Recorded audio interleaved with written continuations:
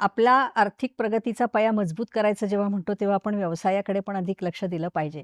पण यासाठी परवाने इतके अवघड होऊन बसलेले आहेत, की परवाना मिळवणे आणि मग कारखाना सुरू करणे ह्याच्यामध्ये सुद्धा बराच अ, वेळ जातो.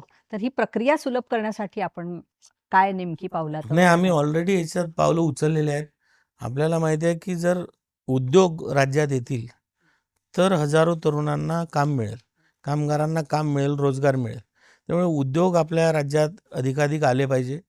आणि हे येत असताना जेव्हा आम्ही रिव्ह्यू केला, तेव्हा असं लक्षात आलं, की बरेचसे कंप्लायन्सेस करावे लागतात. बरेच कागदपत्र लागतात आणि यांची यादी फार मोठी होती. आता जवळपास 150 प्रकारचे कंप्लायन्सेस, कागदपत्र त्यांना जमा करावं लागायचे. तर ती आता आम्ही कट करून 50 वर आणली आहे. सोबतच जो परवाना त्यांना 1 वर्षासाठी, 2 वर्षासाठी असा होता, आम्ही 10 वर्षांपर्यंतचा परवाना आता देतोय. म्हणजे 5 वर्षासाठी जो मिळायचा तो आता 10 वर्षासाठी देतोय. जेणेकरून उद्योग स्थिर झाला पाहिजे. नाहीतर आपण पाहतो की बरेच उद्योग काही वर्ष काम करतात, नंतर दुसऱ्या राज्यात जायला बघतात.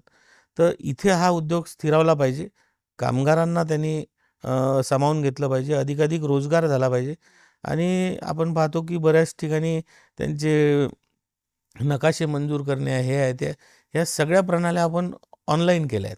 त्यामुळे ईज ऑफ डुईंग बिझनेसमध्ये आता उद्योगांना कोणत्याही प्रकारचा त्रास आता राहिलेला नाही. केंद्र शासनाचं जे ई-ओ-डी-बी धोरण आहे, ते नेमकं काय आहे साहेब? तेच ईज ऑफ डुईंग बिझनेस. अच्छा. तेच धोरण मी सांगतोय, की ज्यामध्ये जितके काही कंप्लायन्स होते, जितक्या काही सेवा आहेत राज्य सरकारच्या, या अधिक सुलभ व्हाव्या, कमी वेळात व्हाव्या आणि त्यांना ऑनलाईन पद्धतीने सुद्धा मिळाव्या, यासाठीच आम्ही हे काम करतोय. आणि जसं मी सांगितलं, की अ, आपण त्या कंप्लायन्सेसची संख्या कमी केली आहे. सर्व सर्व्हिसेस आपण ऑनलाईन देतोय आणि त्यामुळे आता अधिक सुलभता या सगळ्या गोष्टींमध्ये आली आहे.